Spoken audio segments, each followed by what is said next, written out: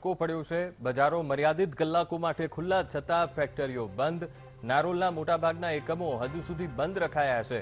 દૈનિક 1 કરોડ મીટર કાપડ બનાવતા ઉદ્યોગો પાસે ઓર્ડર નથી। સતત ધમધમતા મશીન 1 મહિનાથી અટકીને પડ્યા છે।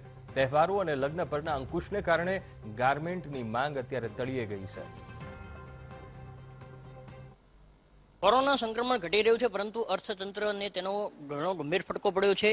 જે અમદાવાદમાં ટેક્સટાઇલ ઉદ્યોગ છે કે જે સમગ્ર દેશમાં એક નામના ધરાવે છે। અમદાવાદના જે નારોલ વિસ્તાર છે તેમાં આવેલા 125થી વધુ ટેક્સટાઇલ પ્રોસેસિંગ એકમો દૈનિક 1 કરોડ મીટરથી વધારે કાપડનું પ્રોસેસિંગ કરે છે। પરંતુ રાજ્યમાં છેલ્લા 1 અઠવાડિયાથી 9 થી 3 સુધી દુકાનોને છૂટ આપવામાં આવી હોવા છતાં આ ફેક્ટરીઓ હજુ પણ બંધ છે। કારણ કે શહેરના જે મુખ્ય હોલસેલ માર્કેટ છે કે જેમાં દેશના તમામ રાજ્યોમાંથી વેપારીઓ આવીને ઓર્ડર આપતા હોય છે, આ તમામ માર્કેટમાં હાલમાં કોઈ ઓર્ડર જોવા મળી રહ્યા નથી।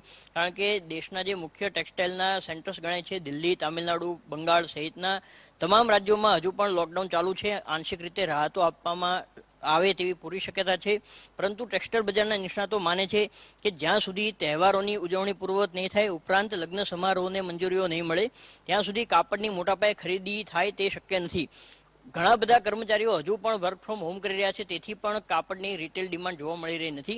અને જ્યાં સુધી રિટેલ માર્કેટમાં કરંટ નહીં જોવા મળે ત્યાં સુધી ટેક્સટાઇલની ફેક્ટરીઓ આ પ્રકારે મુશ્કેલીઓનો સામનો કરતી રહેશે તેવું ટેક્સટાઇલ માર્કેટના નિષ્ણાતો માને છે।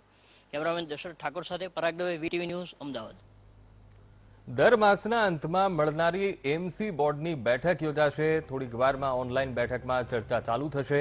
અલગ અલગ કમિટીના સભ્યોના નામની જાહેરાત થશે।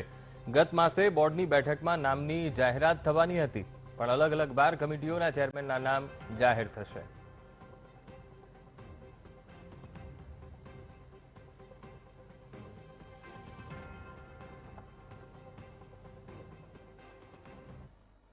ઐતિહાસિક અને ધાર્મિક રીતે ખૂબ જ મહત્વ ધરાવતા ઈડરના ડુંગરોનું અસ્તિત્વ જોખમમાં મુકાયું છે।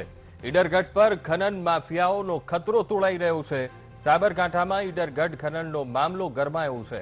ઐતિહાસિક વિરાસત ઈડરિયા ગઢની ખનન પ્રવૃત્તિ અટકાવવા આંદોલનના એંધાણ વર્તાઈ રહ્યા છે।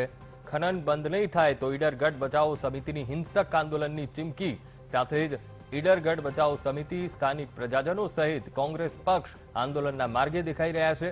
વિવિધ સમાજના આગેવાનો દ્વારા આંદોલનને ટેકો અપાયો છે, તો વહીવટી તંત્રની મંજૂરી વગર કરોડોની ખનન પ્રવૃત્તિ હાથ ધરાઈ। હેરિટેજ સાઇટની યાદીમાં ઈડરગઢને સ્થાન અપાયું છે। ઈડરગઢની જાળવણી માટે રાજ્ય સરકારે વાર્ષિક 4 કરોડ જેટલી રકમ ફાળવી છે।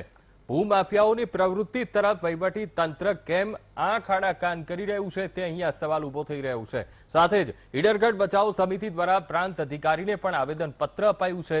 રાજ્ય સરકારને પણ ખનન પ્રવૃત્તિ વિશે લેખિતમાં જાણ કરાઈ છે। તો આજ મુદ્દે સંવાદદાતા સંદીપ પટેલ ફોનલાઈન પર। સંદીપ, ઐતિહાસિક અને ધાર્મિક રીતે ઈડરિયા ગઢનું મહત્વ ખૂબ